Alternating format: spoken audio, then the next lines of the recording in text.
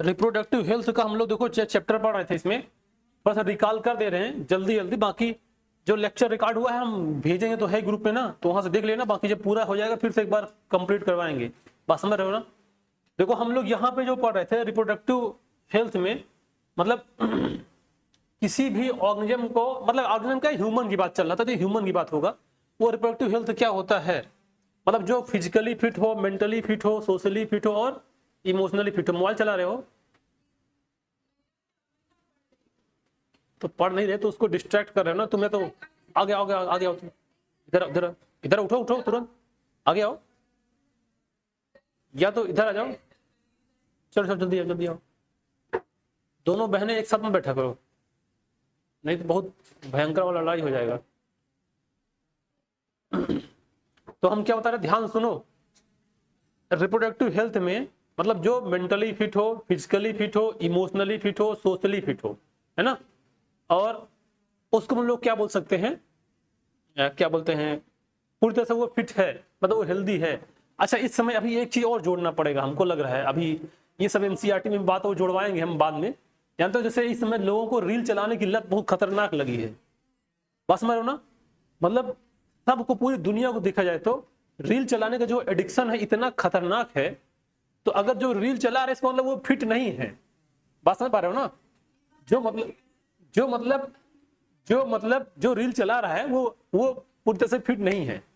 अब देखा जाए तो लगभग 99% लोग फिट नहीं है। मतलब जिसके पास वो वाला मोबाइल है बड़ा वाला, उसमें से लोग कहाँ फिट हैं।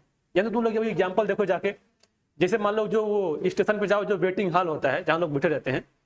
जब पहले था बात नहीं बोलोगे नहीं तो मेरी बात सुनो केवल। पहले क्या था, हमारा जब मोबाइल नहीं था तो लोग बैठते थे तो एक दूसरे से पूछे, भैया कहाँ से आए हो, तुम कहाँ से आए हो, क्या हाल चाल है, कहाँ जा रहे हो। अब तो बैठे नहीं कि तुरंत मोबाइल निकाले, ही हू हा हू पता नहीं क्या अपना कोई मोटिवेशन सुन रहा है, कोई कॉमेडी देख रहा है, मतलब 30 सेकंड में पूरा एकदम पूरा ज्ञान, कोई ज्ञान ले रहा है, कोई कुछ कर रहा है ना, सब अपना शुरू कर देते हैं। तो मतलब ये, और इसका मतलब कुछ है नहीं। बस समझ रहे हो ना। तो हम तो सोच रहे हैं कि ऑफिस में या हर जगह लिखवा दे रील चलाना यहाँ मना है, जो यहाँ एंट्री करेगा वो रील चलाना यहाँ अलाउ नहीं है। बस समझ रहे हो, लेकिन ऐसा होगा नहीं। तो ये भी एक एडिक्शन है, इसका मिलता उसमें कुछ नहीं है, लेकिन लोग इसमें परेशान बहुत ज्यादा रहते हैं, है ना। देखा जाए तो देखा, अब बताओ 30 सेकंड में कोई क्या सिखा देगा, है ना। बस उसमें क्या मिलेगा, जो मनोरंजन वाली चीजें हैं वो अच्छा लगेगा, जो आजकल लोग डाल डाल के फेमस हो रहे हैं। बस समझ रहे ना, कोई झूठा ज्ञान बता दिया जो किसी मतलब का नहीं है, उसी को लोग देख रहे हैं। अब मतलब इसमें देखा जाए तो कोई ऐसे नहीं कि मतलब कोई बच्चे ही परेशान है, बहुत बड़े बड़े एज वाले लोग भी परेशान हैं। जैसे मान लो कि जो बहुत बड़े एज के लोग हैं, पहली बार मोबाइल पाए, अब उन लोग पता है हमारे फेसबुक बनाओ, व्हाट्सएप बनाओ, सब बना दो। अब वो जानते नहीं है कि क्या करना चाहिए इसमें। अब पर डे उसी को खिसकाए पड़े हैं, जो मन हो शेयर मार दे रहे हैं, जो मन हो डाल दे रहे हैं, है ना, जो मन हो जो भेज दे रहे हैं। अब उनको पता ही नहीं क्या होता है, इसे क्या बस टच कर देना, जा रहा है आ रहा है। बस समझ रहे हो ना। तो मतलब कोई चीज, अब आजकल सोशल मीडिया मतलब इतना सावधानी से चलाना चाहिए। लोग देख रहे हैं कि मतलब पता नहीं क्या क्या उसमें सब कुछ हो जा रहा है, इतना सारा क्राइम बढ़ रहा है। बस समझ गया ना। तो उसमें देखो कंट्रोल अपने आप को रखना बहुत जरूरी है। और सबसे ज्यादा देखो माइंड का जो डिस्ट्रैक्शन हो रहा है वो सोशल मीडिया है ना। और क्योंकि लोग उसका यूज इसलिए कर रहे हैं क्योंकि बोलते क्या ना, हमारा टाइम पास हो रहा है, मेरे पास अभी अभी जो लोग परमानेंट मोबाइल यूज करते हैं उनसे 2 दिन के लिए मोबाइल ले लो, 2 दिन के लिए। अब उनकी हालत देखो क्या हो जाएगी, मतलब उनकी हालत एकदम देखने लायक नहीं रहेगी, समझ जाओ, है ना। अगर 2 दिन मोबाइल नहीं रहेगा उनके पास तो मतलब ऐसी हालत हो जाएगी। अब मोबाइल क्या मतलब, अगर उसका नेट बंद कर दो, मतलब उसमें नेट ना चलेगा, डाटा ना रहे, तो आप देखो यार डाटा नहीं चल रहा है मेरा, परेशान हो जाएंगे। अरे यार वाईफाई देना, हॉटस्पॉट देना, पता नहीं क्या क्या करने लगेंगे। पसंद है ना, किस लिए कि अब तो। और एक बात सुनो, इसे क्या है सबकी, मतलब हमारी भी है थोड़ी थोड़ी, अब तो हालांकि बहुत कम करते हैं। सुबह उठेंगे तुरंत मोबाइल हाथ में आएगा, पहला काम सब कुछ, मतलब जिसके पास पहले उठेंगे तुरंत पहले मोबाइल देखेंगे, Facebook, Instagram, social media, snap, जितना है पहले पूरा अपडेट एक बार खत्म। अब उसके बाद देखने के बाद अब दूसरा काम होगा। अब सोने तक, मतलब जब तक मोबाइल गिर नहीं जाएगा हाथ में लिए तब तक उसको हाथों में लिए रहेंगे। बात समझ रहे हो ना, मतलब कितना खतरनाक एडिक्शन है। मिलता उससे कुछ नहीं है, केवल बीमारियां आती हैं।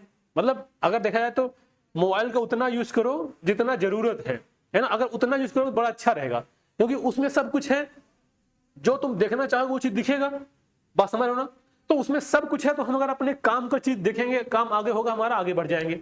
इसलिए कभी बता रही है अभी मोबाइल में बिजी है, अभी चैटिंग करने पर लगी है, अभी बहुत दिन बाद मिला है तो सो रही है अपना अकाउंट लॉगिन करके, मैसेज इसको भेजना हो भेज दे, फिर लॉग आउट कर देना पड़ेगा। अभी ये होता है ना, सब पता है हमें, सब पता होता है हमें क्या होता है, यही होता है ना। ये देखो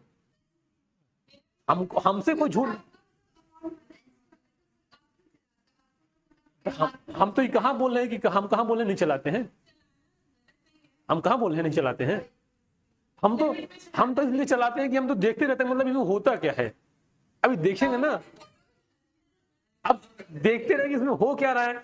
अगर कोई चीज जानेंगे नहीं तो हम तो लोग बताएंगे कैसे, जानने को तो सब कुछ जानते हैं, सब देखे भी चलाए भी, क्या नहीं चलाएंगे बताओ। घाट घाट का पानी पिए, समझ गए, और कोई बड़ी बात नहीं है। लेकिन तुम लोग भी समझना कि मतलब अब यही क्वेश्चन पलट थोड़ी किया जाएगा कि मतलब आप भी तो यही किए थे, हम भी ना वही करेंगे, समझ रहे हो ना। अब मतलब जो गलती हमारे पूर्वज किए थे तुम भी वही करोगे, बताओ।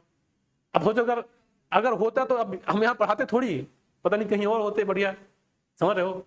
तो मतलब तुम लोग बता रहे हैं ना कि जो गलती हमसे हुई है वो गलती तुम लोग ना करो। इतिहास किस लिए पढ़ते हैं, इसीलिए पढ़ते हैं ना। इतिहास पढ़ने मतलब कोई मकसद है, कोई मकसद नहीं है, केवल एक मकसद है। लेकिन इतिहास गवाह कि हमने इतिहास से कुछ नहीं सीखा, बस समझ रहे हो। लोग भले बस पढ़ते हैं ये सब क्या वो सब क्या, लेकिन उसको कोई अपने लाइफ में देखता नहीं है।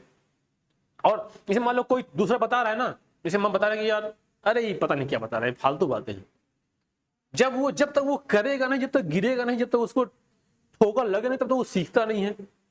अगर सोचो अगर बताने से कोई सीख जाए और समझ जाए तो टाइम का बचत होगा ना, है ना। जैसे कोई चीज तुम करके सीखोगे तो ज्यादा टाइम लगेगा। भाई यहाँ तुम लोग पढ़ने क्यों आए हो, क्या किसी कंटेंट की कमी है क्या कहीं पे? ना कंटेंट की कमी है, ना लेक्चर की कमी है, किसी की कोई कमी नहीं है। ऑनलाइन उसमें गूगल पे डालो, यूट्यूब पे डालो, सब भरा है, पूरा कुछ मिल जाएगा। बात समझ रहे हो ना। बस ये है कि हमको अपने आप को कैसे डेवलप करना है उस क्षेत्र में, बात समझ रहे हो ना। कंटेंट लेने यहाँ तुम लोग नहीं आए हो। अब बस हम जब पढ़ाते हैं तो दिमाग में ये रहता है कि यार तुम लोगों के अंदर ऐसा कुछ हम डाल दें कि हम रहे या न रहे तुम लोग पढ़ने लगो, बात समझ गए ना। मतलब ये प्रयास अगर होगा तो वही अच्छी बात है। बाकी हम तुमको 1 घंटा में क्या ही करवा देंगे, बस समझ रहे हो ना। अगर हम तुमको 1 घंटे में, हम देखो 1 घंटे में कंटेंट नहीं पढ़ा सकते हैं कोई भी। हम जब भी पढ़ाएंगे ये प्रयास करेंगे तुम्हारे अंदर वो चीज स्टार्ट हो जाए कि हम खुद पढ़ने की हमारे अंदर एक जिज्ञासा आ जाए, है ना, कि हाँ इसको पढ़ना चाहिए यार, जरूरी है इसको पढ़ ले। तो जो हम यहाँ बताएंगे तुम उसको समझोगे और फिर कहीं और मिलेगा ना तो उसको इंटरेस्ट के साथ पढ़ोगे।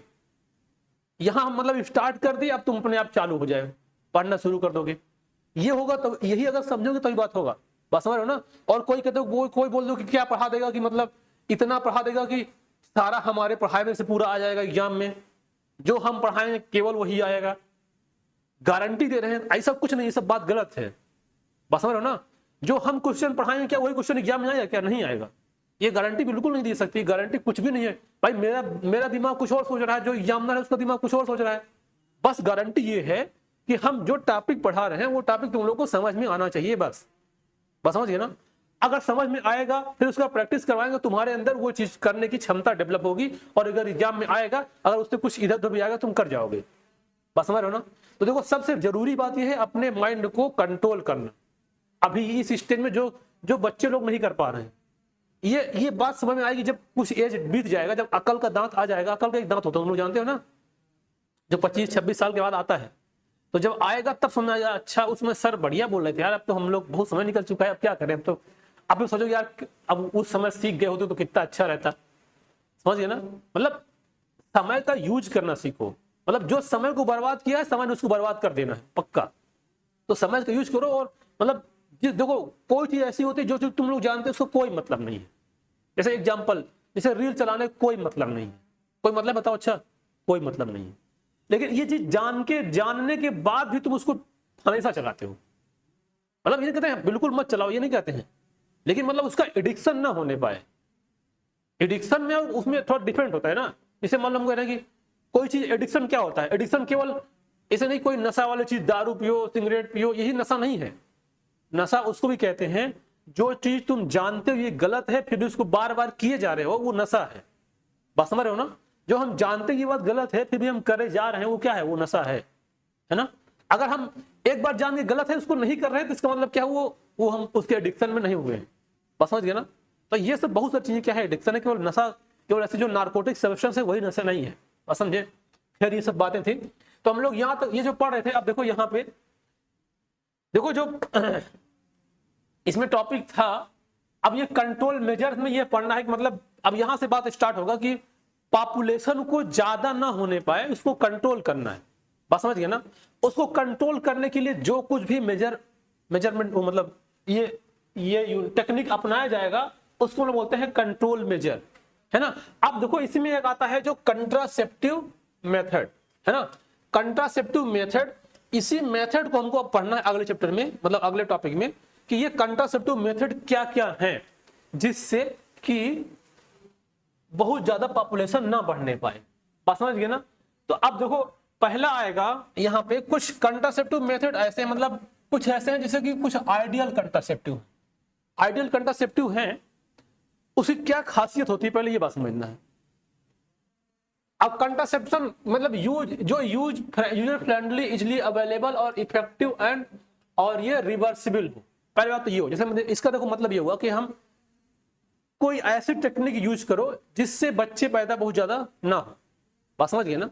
मतलब अब देखो, अब टेक्निक इसमें क्या यूज करना, जैसे एक बार हम स्कूल में पढ़ा रहे थे तो बच्चा ये चैप्टर पढ़ाए तो वो एक बोला था सर कि शादी ना करो तो क्या मतलब बच्चे नहीं पैदा होगा, तो सबसे अच्छी तो टेक्निक वही है ना।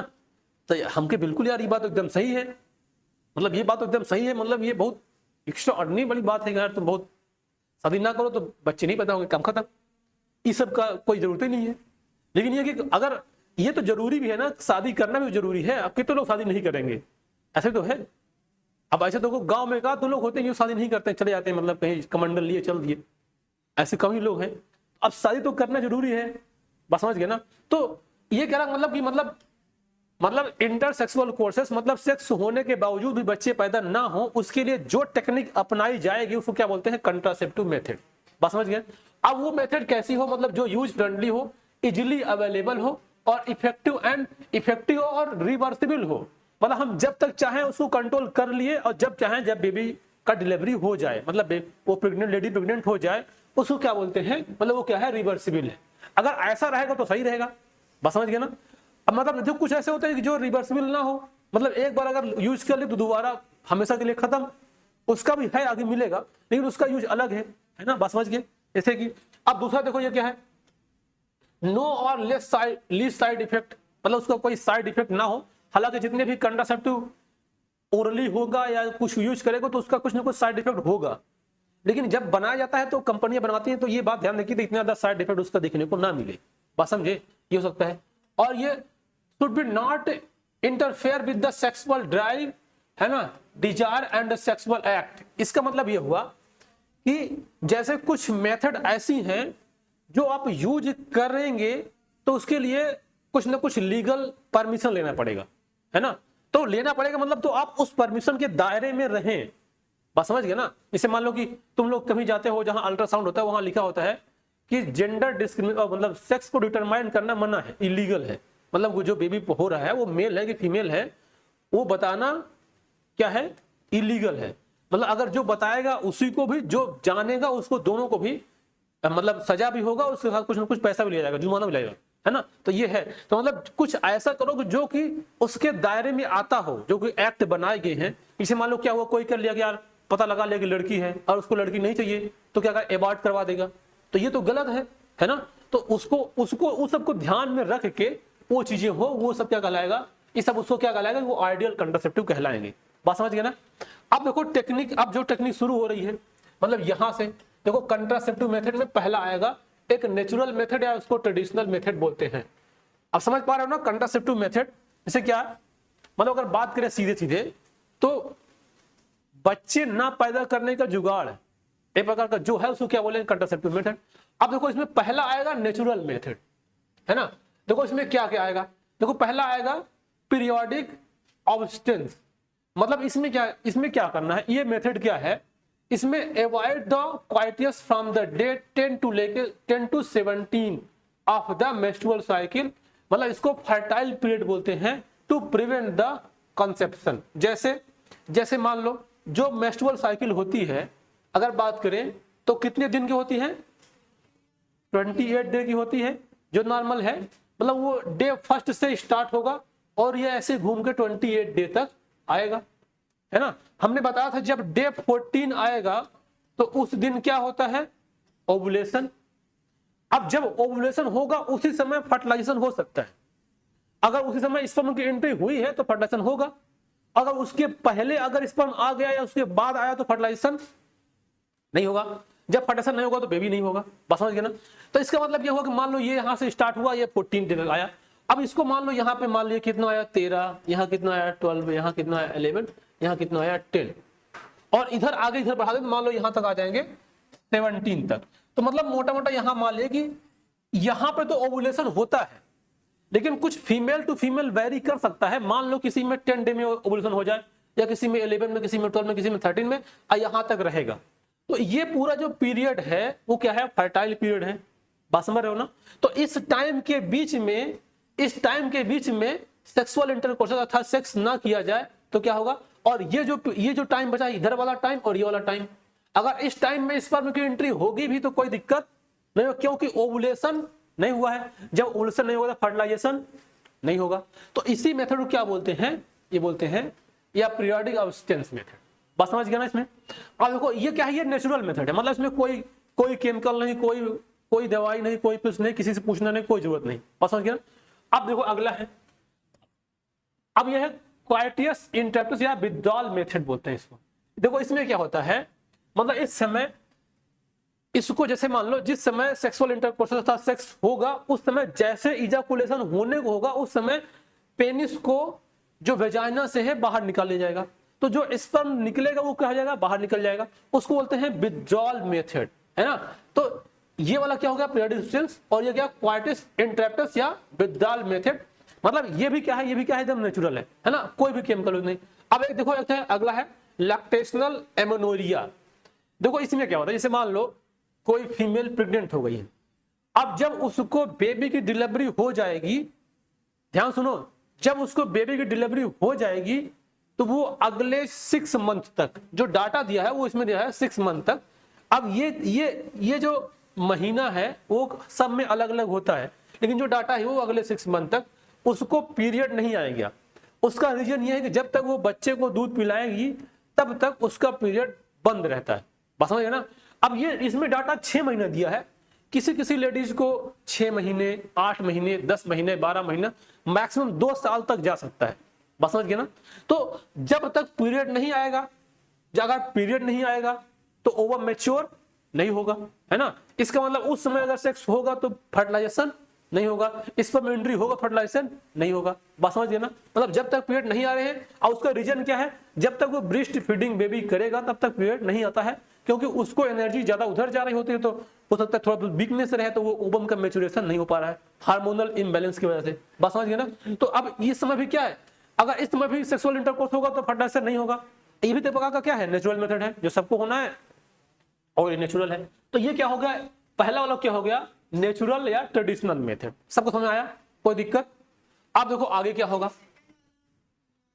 कौन? ये वाला, ये है विथड्रॉल मेथड या क्वाइटस इंटरप्टस। इसका मतलब ये होता है जिस समय सेक्सुअल इंटरकोर्स होगा उस समय जैसे उसका देखो स्पर्म निकलने वाला होगा उस समय जो पेनिस है उसको निकाल दिया जाएगा वेजाइना से जस्ट बिफोर द इजैकुलेशन।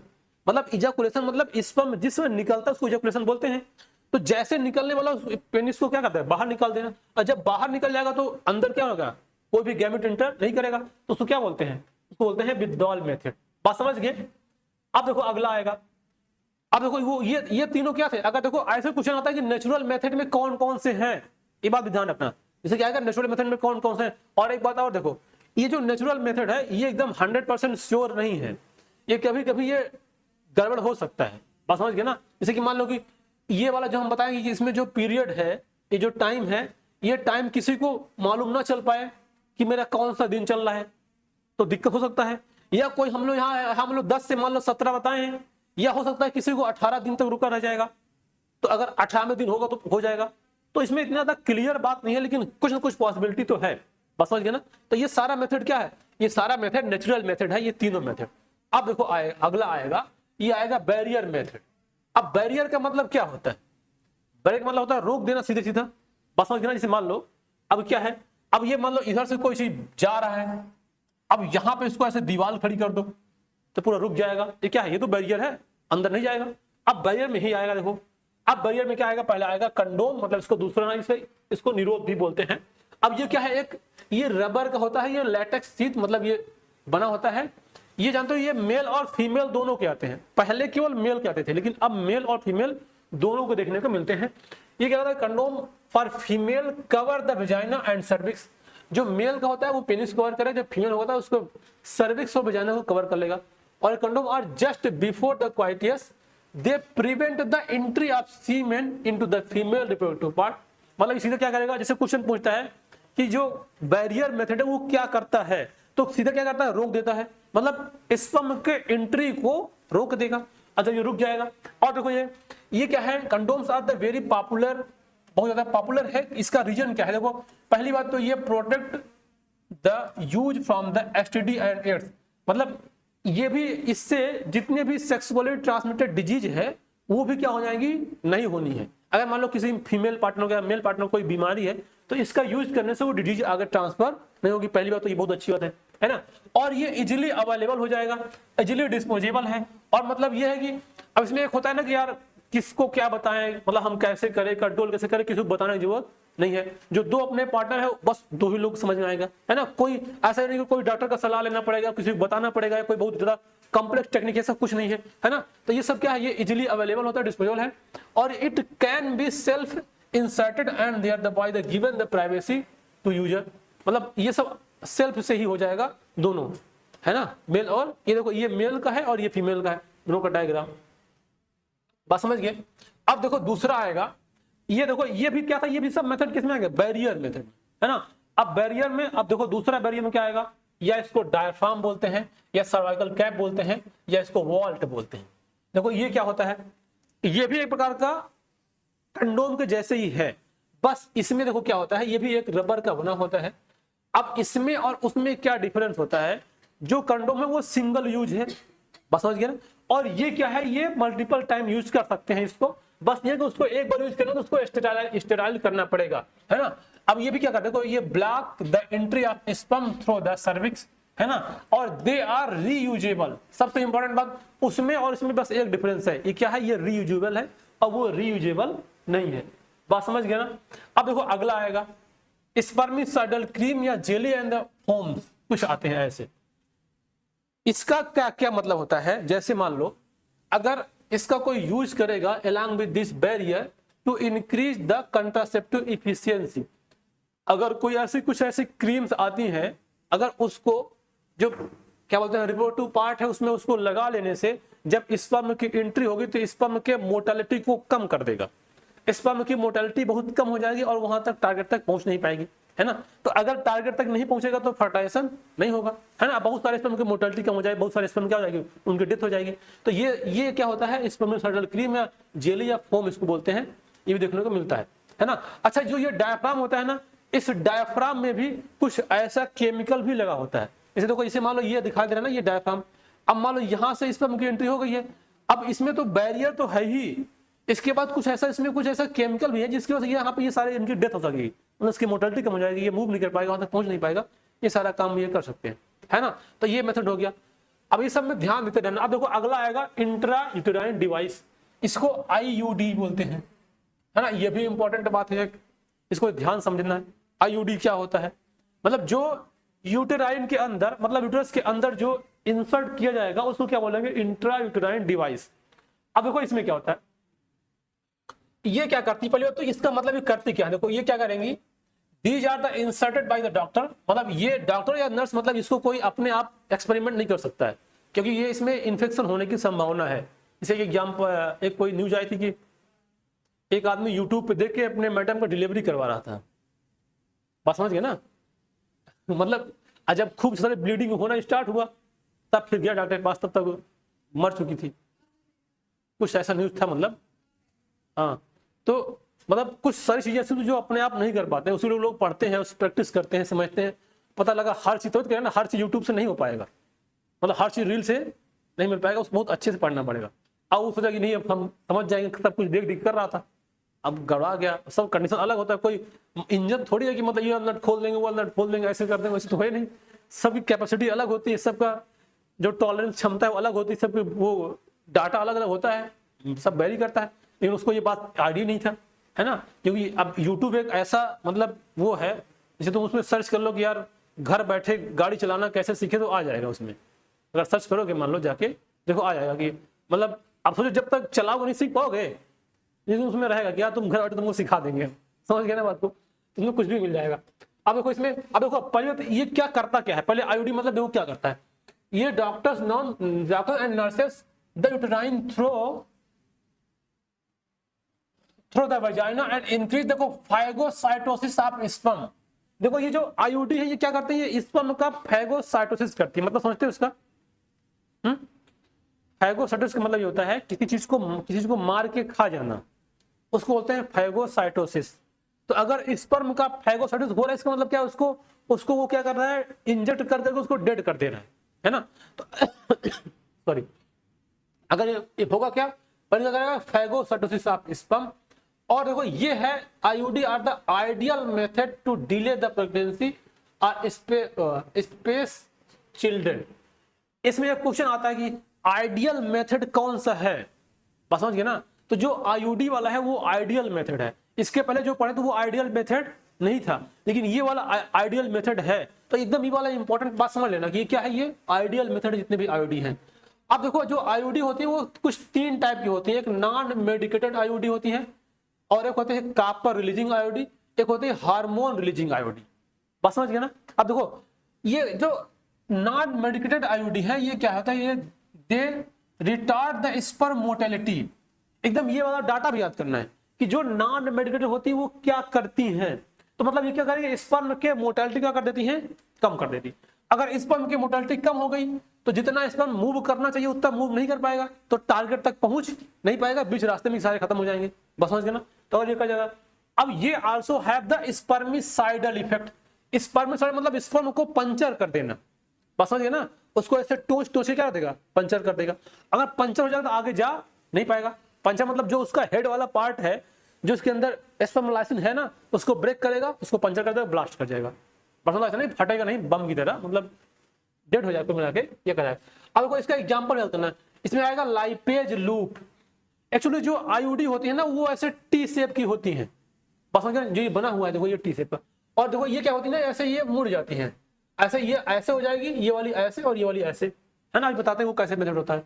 बस देखो यहाँ याद रखना क्या, नॉन मेडिकेटेड में ये रिटायर्ड द स्पर्म मोर्टेलिटी और हैव स्पर्मिसाइडल इफेक्ट। इसका एग्जांपल क्या है, लाइपेज लूप। ये होगा टी आकार का काम है, तो बहुत हंसी आ रही है तुमको, बहुत देर से देख रहे तुम हंसे पड़े हो। चलो इधर देखो, देखो लाइपेज लूप मतलब ये रहेगा कॉपर टी की तरह ऐसे, बस इसमें क्या रहेगा, ऐसे कॉइलिंग रहेगी, तो इसको लाइपेज लूप बोलेंगे, ऐसे ऐसे, बस समझिए ना। अब देखो कॉपर रिलीजिंग आयोडी, इसमें क्या है, जो ये होती है ये क्या करते हैं, copper ion suppress the mortality and fertilization capacity of sperm. जो कॉपर रिलीजिंग आईओडी होगी उससे कॉपर रिलीज होता है, वो कॉपर की मतलब उसमें कॉपर ही होता है, उसमें कॉपर रिलीज होता है। और जब कॉपर रिलीज होगा तो वो करती क्या है, जो स्पर्म की मोर्टेलिटी है उसको, और जो फर्टिलाइजेशन करने की जो कैपेसिटी है, जब बताया तो जब स्पर्म फर्टिलाइज करता है तो उसमें 3 बात होता है, क्या क्या भूल गए तीनों। एक था ना कैपेसिटेशन ऑफ स्पर्म, है ना, अच्छा था। पहले क्या होगा, कैपेसिटेशन ऑफ इन स्पर्म होगा, फिर क्या होगा, पेनिट्रेशन होगा, तब क्या होगा, फ्यूजन होगा। तो जब कैपेसिटेशन ऑफ स्पर्म होता है मतलब अपने आप को क्या करता है, तैयार करता है। वो बेचारा अपने आप को तैयार कर रहा था, लेकिन वो क्या कर दिया, उसको तैयारी को रोक दिया, कौन, एक कॉपर रिलीजिंग करके। अब तैयार नहीं होगा तो कैसे आगे बढ़ेगा, बढ़ ही नहीं पाएगा, बस समझ गए ना, तो ये बात है। अब ये देखो, अब अगला है हार्मोन रिलीजिंग। अब इसका एग्जांपल इसमें आएगा कॉपर टी, और ये CU7, और ये मल्टी लोड 375। तीनों एग्जांपल किसके हैं, कॉपर रिलीजिंग आईओडी के। हाँ नहीं, कॉपर ही करता है केवल, और नहीं करेगा ना। अब इसे मान लो एस्ट्रोजन प्रोजेस्टेरॉन क्यों निकलता है, अब उसको कुछ निकल सकता है, कुछ भी थोड़ी डाल दोगे इसमें अंदर, समझ के ना। अब इसमें जो कुछ निकल रहा है, जो यूज किया गया है वही है, बाकी और कुछ कर सकता हो, दुनिया में बहुत सारी चीज होगी जो कुछ करेगा, लेकिन उसको रिसर्च हुआ नहीं है और किताब में लिखा नहीं है, बात समझ ना। तो इसमें जो कुछ लिखा भी वो उसी पर हम लोग चल रहे हैं, समझ गया ना। बाकी ज्यादा कुछ जानना होगा तो फिर हम बता देंगे बाद में, कुछ और चीजें, बहुत सारी चीजें हैं इसमें, ये भैया इतना समझो। बस देखो ध्यान दो, इसमें क्या याद करना है, बस भूल जाओ पक्का। नॉन मेडिकेटेड में क्या आएगा, लाइपेज लूप आएगा। कॉपर रिलीजिंग में क्या आएगा, ये CUT मतलब कॉपर ट्यूब या बोलते हैं इसको CU7 और अरे आंख में क्या घुस गया, मल्टी लोड 375, ये तीनों किसके हैं, कॉपर रिलीजिंग आयोडीन। और ये हार्मोन रिलीजिंग आयोडीन देखो, ये make the uterus unsuitable for implantation. देखो सबका मतलब एकदम बिल्कुल याद होना चाहिए। ये वाला क्या कर रहा था, स्पर्म की मोटिलिटी को रोक रहा था, और क्या कर रहा था, स्पर्म में सारे डिफेक्ट दिखा रहा था। ये क्या कर रहा है, ये भी मोटिलिटी को रोकेगा लेकिन फर्टिलाइजेशन कैपेसिटी क्या कर देगा, कम कर देगा। अब देखो ये क्या कर रहा है, जो ये हार्मोन रिलीजिंग है, इसका यूज करने से जो यूटेरस वाला पार्ट है उसमें इम्प्लांटेशन नहीं होने पाएगा। मतलब फर्टिलाइजेशन हो गया, जाइगोट बन गया, जब वो जाइगोट मूव करके यूटेरस में आएगा तो उसको वहां पे वो इम्प्लांट नहीं होगा, क्योंकि उसको जो वाल है उसको ये अनसुटेबल कर देगा कि वहां पे इम्प्लांटेशन नहीं हो पाएगा। और इसका क्या एग्जांपल है, इसका एग्जांपल है LNG-20 और ये प्रोजेस्टेट, समझ गए ना। इसके दो एग्जांपल है ना। ये सब का एग्जांपल एकदम बिल्कुल याद होना चाहिए, बिल्कुल 100%, बात समझ गए ना। अब फिर बताते हैं ये मेथड, ये ऐसे कैसे इंसर्ट होता है। इससे क्या है कि ये वाला ऐसे दिखा दे रहा है, ये ऐसे टी शेप का है, ये ऐसे। अब क्या करेंगे, इसको ऐसे ऐसे ऐसे मोड़ लेंगे, मतलब ये ऐसे मूव करता है, ये रबड़ का होता है तो ऐसे मूव कर जाता है। और ये मूव कर जाएगा तो ये कुछ ऐसा को बन जाएगा। जब ये मुड़ जाएगा तो ये कुछ ऐसा बन जाएगा, ऐसा और ऐसा बन जाएगा। अब इसको ऐसे भेजाने को थोड़ा इसको ऐसे इंसर्ट कर देंगे।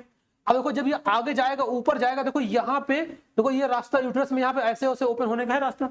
जब ये ऊपर गया तो ये अपने आप खुल जाएगा, जब ये ऊपर गया तो यहाँ खुल जाएगा, बस समझ गया ना। अब ये खुल गया तो अब देखो ऐसे गया, अब यहाँ फंस गया, अब ये वापस निकलेगा नहीं। अब इसीलिए ये अपने आप नहीं फिट हो पाएगा, डॉक्टर से फिट करवाना पड़ेगा, है ना। मतलब डॉक्टर या नर्स ये कर सकते हैं इसको, है ना। तो ये इस तरह से इसको यूज करने की वही मेथड कैसे करेंगे, 1 2 3 मेथड इसमें लिखा हुआ है। बात समझ आ रहा है सबको, कोई दिक्कत आ रहा है, नहीं आ रहा है, तुमको आ रहा है भाई, हेलो, कुछ ज्यादा समझ आ गया क्या, समझना है, समझ में ना है बताना, दोबारा समझा देंगे, ये बहुत जरूरी है, जान जाओ। अब देखो, अब अगला आएगा ओरल कंट्रासेप्टिव। देखो अभी क्या आया, एक आया नेचुरल, फिर क्या आया बैरियर, अभी जो आ रहा है क्या है, ये ओरल। मतलब एक आया नेचुरल, बैरियर और जो IUD थी 3, और 4 नंबर क्या आया ओरल, जो खाने वाला। अब खाने वाले में कुछ ऐसी टेबलेट आती हैं जो कि खाई जाती हैं। देखो ये देखो, ओरल एडमिनिस्ट्रेशन ऑफ प्रोजेस्टेरॉन, या तो प्रोजेस्टेरॉन होता है या प्रोजेस्टेरॉन और एस्ट्रोजन दोनों होता है। मतलब इन दोनों का कॉम्बिनेशन करके एक पिल्स बनाई जाती है, और उसी का यूज करने से ये क्या बोलते हैं, प्रेगनेंसी नहीं होती है। इसको हम लोग क्या बोलते हैं, इस पिल्स टेबलेट को बोलते हैं पिल्स। अब देखो एक पिल्स होती है ये डेली, मतलब इसको डेली लिया जाएगा 21 दिन तक, बस समझिए ना।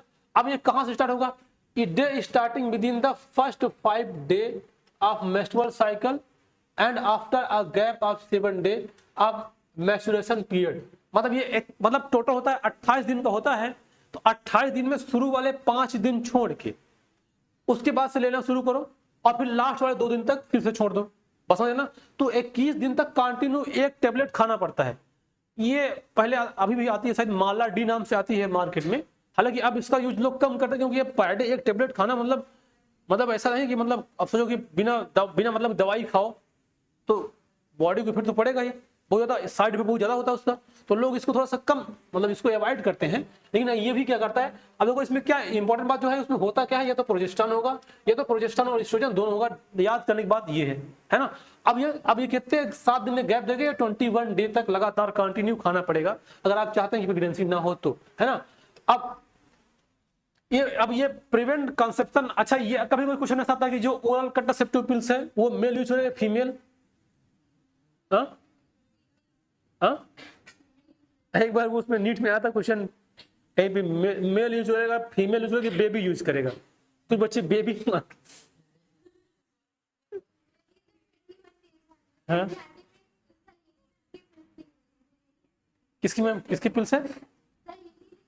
सहेली भैया मिलेगी भी, सहेली भी, सहेली मिलेगी। वो सहेली 7 दिन की होती है, बता रहे हैं वो, थोड़ा आगे जा रहे हो। पर ये जो 21 डे वाला अलग है, ये आता है मालाडी नाम से, जो एनसीईआरटी में नहीं दिया गया है, मार्केट में मिलता है मालाडी। उसमें पूरा ऐसे समझाया हुआ होता है कि आज इसको खाना है, कल इसको खाना है। उसमें लिखा होता है डे 1 2 3 4 5 6, बात समझ गए ना, उसमें सब ऐसे लिखा होता है। तो जो इसमें गाँव की जो महिलाएं होती है उसको यूज करती थी पहले। अब तो मान लो कि अब तो बहुत सारी टेक्निक आ गई है, तो इसका यूज थोड़ा कम हो गया, क्योंकि अब कंटिन्यू टेबलेट खाना थोड़ा सा नुकसानदायी है ना। अब देखो, अब लेकिन जो जरूरी बात क्या है, जरूरी बात पॉइंट ये है, देखो ये करता क्या है। अच्छा, ये जब हो क्या करेगा, देखो inhibit the ovulation and implantation. ये किसको रोकेगा? ओवुलेशन को। अगर ओवुलेशन रुक जाएगा तो फर्टिलाइजेशन नहीं होगा, है ना। And the thicken cervical mucus to prevent the entry of sperm. और जो सर्वाइकल कैनाल का जो म्यूकस है वो मोटा हो जाएगा।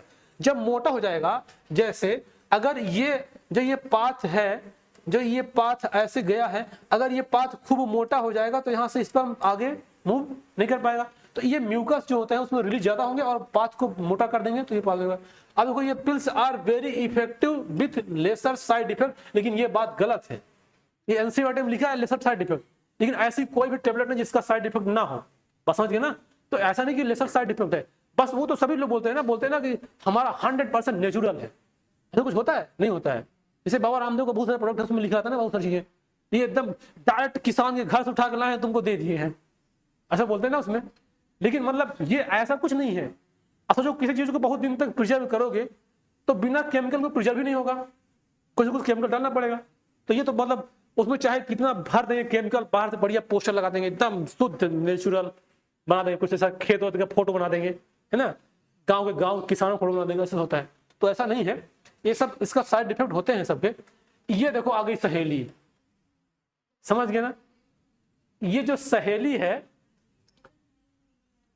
देखो जो पिल्स थी वो बताए पीछे वो 21 डे के लिए थी, ये 7 दिन में यूज करना पड़ेगा।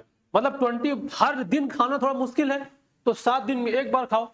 इसको एक लखनऊ में एक संस्था है, central drug research institute, CDRI बोलते हैं उसको, जो लखनऊ में है, उसी ने इसको डेवलप किया था, है ना, उसको। अब देखो, it contain the non steroidal preparation, it is once a week, मतलब वीक में एक बार, मतलब 7 दिन में एक बार। ये pills very few side effect and the high contraceptive value. इसका भी इस कंपनी के बताने के अनुसार इसका क्या है, जो क्या बोलते हैं, साइड इफेक्ट कम है और कंट्रासेप्टिव वैल्यू क्या है, बहुत ज्यादा है। कंपनी प्रचार हम भी कर दिए थोड़ा सा, वह समझ गए ना ऐसा। लेकिन ऐसा नहीं, साइड इफेक्ट सबका होता है। मतलब अब ये क्या है, तुम लोग ये समझना, ये 7 दिन में यूज की जाती है, और वो जो वो आती है वो 21 डे, मतलब पर डे यूज करना पड़ेगा। बात समझ गया ना। ये कुछ ऐसा मार्केट में देखने को मिलता है, मार्केट में ऐसे मिलती है, इसमें 7 टेबलेट, मतलब एक दिन में एक हफ्ते में एक बार यूज करना होता है। बात समझ गया सबको, बात समझ में आ गई, समझ आ रही है। आगे देखो, अब आता है कुछ होती है इंजेक्टेबल, कुछ इंजेक्शन होता है, इसको समझते हैं। मतलब जैसे कि इसमें होता है यही प्रोजेस्टेरॉन या प्रोजेस्टेरॉन एस्ट्रोजन दोनों वही है, मतलब बात वही इसमें भी है। बस ये क्या होता है, ये इससे दोनों कॉम्बिनेशन होगा। ये used by the females as the injection are implant under the skin. ये स्किन के अंदर, अब वो कहाँ की स्किन, डॉक्टर से समझना पड़ेगा इसको, बात समझ गया ना। वो डॉक्टर के, अब उसके डॉक्टर वो फीमेल के अकॉर्डिंग देख के बताएगा इसको कहाँ पे सुटेबल पड़ेगा, वो उसके अंदर इंजेक्ट कर दिया जाएगा और उसमें एस्ट्रोजन प्रोजेस्टेरॉन रिलीज होगा, और वो क्या करेगा, क्या बोलते हैं, उसको रोकेगा। अब देखो ये क्या है, this there mode of the action is like that pills and their effective period are much longer. इसमें क्या होता है, इसका टाइम थोड़ा सा लंबा है, मतलब एक बार इंजेक्ट करवा लेने पे लगभग 1 साल, 6 महीने, 2 साल, इस तरह से अलग अलग उसकी वैरायटी की आती हैं।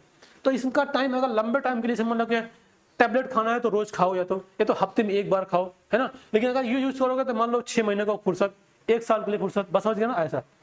अब यहाँ पे देखो डाटा लिखा गया है, लिखा है प्रोजेस्टेरॉन या प्रोजेस्टेरॉन दोनों मिला, इसका कॉम्बिनेशन या आईयूडी, ये तो एक इमरजेंसी कंट्रासेप्टिव की तरह काम करते हैं। देखो जैसे ऊपर जो मेथड था, वो मेथड क्या था, बिल्कुल फर्टिलाइजेशन को रोकने का, मतलब फर्टिलाइजेशन बिल्कुल नहीं होगा। जो इसके ऊपर जितने मेथड पढ़ाए गए वो मेथड में यह था कि फर्टिलाइजेशन नहीं होना है। लेकिन अगर मान लो कुछ ऐसा हो गया कि लोगों को बाद में फील हो सकता है फर्टिलाइजेशन हो गया हो, है ना। लेकिन अभी बहुत दिन नहीं बीता है, मतलब लगभग 72 घंटे के पहले, अगर जिस दिन उसको एहसास हुआ कि हाँ हो सकता है फर्टिलाइजेशन हो गया होगा, अब ये बात पता चल जाए 72 घंटे के पहले, तो अगर इसका कॉम्बिनेशन ले लेने से क्या होता है, वो एबार्ट हो जाएगा, मतलब वो फिर डिस्ट्रॉय हो जाएगा। तो इसीलिए उसको इमरजेंसी बोलते हैं, ये इमरजेंसी कंट्रासेप्टिव मेथड है। मतलब वो सब मेथड जिसको उसके पहले क्या पढ़ा, वो ये था कि हाँ फर्टिलाइजेशन को रोकना ही हर हाल में, तो फर्टिलाइजेशन होने नहीं पाएगा। लेकिन मान लो अगर फर्टिलाइजेशन हो ही गया और होने के बाद पता चला, लेकिन 72 घंटे के अंदर होना चाहिए। अगर 72 घंटे के अंदर आया तो इसका कॉम्बिनेशन मार्केट में मिलता है बहुत सारे नामों से, और अलग नाम से मिलता है, जैसे अनवांटेड नाम से मार्केट मिलता है, और बहुत सारी कंपनियां से। तो अगर उसको 72 घंटे के पहले अगर खा लेंगे तो अगर संभावना है तो वो फर्टिलाइजेशन नहीं हो पाएगा, और वो जो बना हुआ जाएगा वो क्या हो जाएगा, खत्म हो जाएगा। बस समझ गए ना। तो ये इमरजेंसी केस, अब देखो ये कब कब यूज किया जाता है, जैसे मान लो या तो अब ये प्रेगनेंसी अवॉइड करने के लिए, मतलब ये avoid pregnancy due to the rape case. मान लो किसी कोई रेप केस हो गया, अब रेप केस में तो किसी को है ना कि हाँ रेप केस हुआ था, अब उसको बेबी चाहिए उससे, बस समझ लो ना, उसको क्या करना है, हटाना ही हटाना है। तो मान लो हो गया, अब गया रिपोर्ट किया, अब उसको तुरंत पुलिस ने एडवाइस किया, मतलब गवर्नमेंट ने लिख दिया, डॉक्टर उसको क्या कर दिया, इमरजेंसी वाले पिल्स खिला दिया, उसको डिस्ट्रॉय हो गया। या कोई मतलब कैजुअल इंटरकोर्स, मतलब ऐसे ऐसे किसी नॉर्मल कपल्स का ऐसा हुआ और वो चाहता कि हाँ बेबी नहीं चाहते हैं, अभी 72 घंटे हुए हैं, तो उस समय अगर सोच लिया तो अगर इसका यूज कर लेगा तो क्या करेगा, अच्छा रहेगा, डिस्ट्रॉय हो जाएगा। बात समझ गए ना। अगर इससे ज्यादा लेट हो जाएगा तब फिर इसमें दिक्कत होने लगेगी, तब वो काम नहीं करेगा। तो एक ये भी मेथड, इसको इमरजेंसी नाम से बोलते हैं। अब देखो एक ये है, ये लास्ट मेथड, बस बस इसको खत्म कर दे, बस 5 मिनट लगेगा, रुक जाओ। अब यहाँ पे रोकना सही नहीं ना। देखो ये क्या, सर्जिकल मेथड या स्टेरिलाइजेशन बोलते हैं। देखो इसमें क्या है, वो सब मेथड क्या थे, वो रिवर्सिबल थे, लेकिन जो ये मेथड है ये रिवर्सिबल नहीं है। अगर एक बार हो गया तो हो गया, काम खत्म। अब ये कौन करवाता है, जिसके मान लो 2-3 बच्चे, जिसको जितने बच्चे चाहिए अगर हो गए हैं, अगर उसको अब नहीं चाहिए तो ये या तो सर्जिकल मेथड करवा लो, एक बार करवा लो, फुर्सत पूरी जिंदगी का, पसंद है ना। हालांकि ये सर्जिकल मेथड है। अब देखो इसमें 2 होता है, एक होता है ट्यूबेक्टोमी।